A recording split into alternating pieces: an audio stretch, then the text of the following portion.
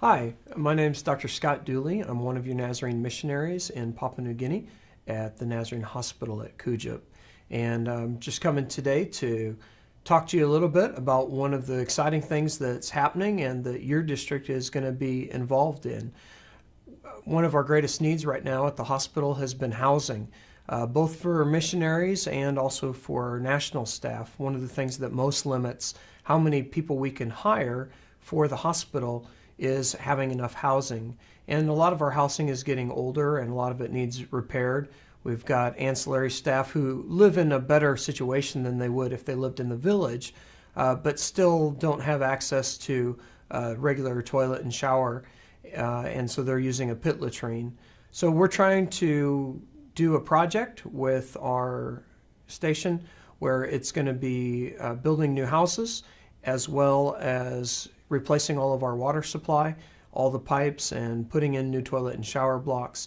And so this is a pretty big project.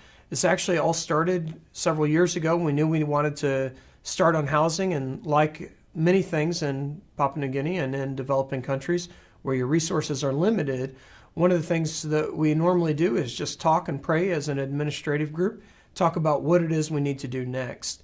And one of the things we thought we should do is housing. And so we started some applications and trying to find funds. It's very difficult to find foreign aid money and other groups that are interested in housing because most of the time foreign aid wants something big and public that they can get to be a part of and put their name on and show what they've done.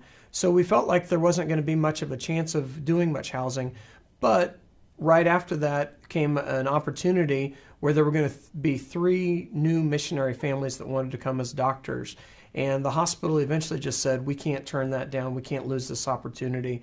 So we decided to continue to pray about it and eventually decided we were going to go ahead and start, even if that meant just raising the funds through the church and through the hospital savings if needed, because it was so important for us to bring these new doctors in. So as we progressed, we began to get a little bit more interest in that project. Australian Aid we had a great relationship with, and they said they would double any money that we took in. We ended up partnering with Nazarene Compassionate Ministries International and writing a grant to USAID through one of their programs and asking for $800,000. Well, as part of foreign aid development, one of the things we always want to do is show that the church is involved and that we're invested in what we're doing, because we've really seen that foreign aid groups don't want to get involved unless they really see the organization's commitment. And to show the Church of the Nazarene's commitment to that, we pledged $100,000 at a minimum from the Church of the Nazarene. So we were working on that project and trying to get that grant. At the same time, NMI approached us and said they were having the 100-year anniversary and they wanted every district in the world to take something on. And so they asked us for a copy of that proposal and we gave it to them. And about the same time as NMI started their 100-year project, we got word from USAID that we were approved for that. And so basically what happened with all of that is when we look at the funds, when we take in $100,000 from church donations, we're going to add $800,000 from USAID. We also got a government contribution, and then Australian aid is going to double all of that, in which case it's really a matter of loaves and fish. What God's done is take a pledge of $100,000 that we're going to raise in the church and turn that into $2.2 million to build 12 duplexes, 5 single homes for nursing officers, and the 3 doctor houses, and replace all the water lines on the station, build us a new bore well, and build 4 to 5 new toilet and shower blocks so that every single staff on our facility has access to clean drinking water, a toilet, and a shower. And so we're very excited about how God's just taken that faithfulness of the church and is expanding that.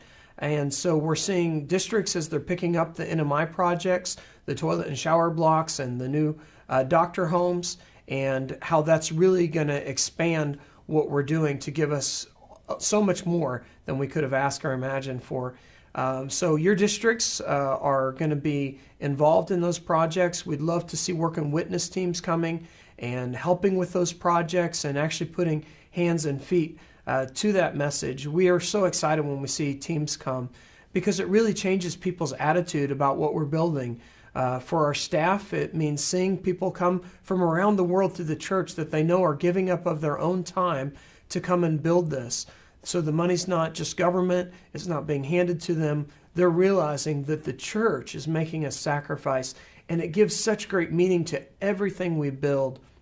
It also is a great witness to groups, and it's one of the reasons we have such a great relationship to many of our foreign aid groups. One of the foreign aid project managers actually told me we were trying to get a grant for something, and we didn't qualify for in a lot of ways, but when he talked to us about why he was bending some of these rules and letting some of the paperwork go in order to give us the grant, he said, it's because we've seen what your church can do. You are the people that get things done.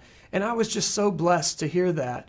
The witness that we have, the volunteers that we bring in, the work and witness teams, that all of the church working and praying together and committed to it is really speaking to other people about the kind of responsibility we take as a church to build and to do our best. And more than that, it enables a great ministry at the hospital. People don't invest in what we do just because we're great at building projects. They invest in us because we're a place where we have a great hospital, a hospital where the poor are served, the sick made well, and where people see the face of Jesus. Thanks for helping us do that in Papua New Guinea.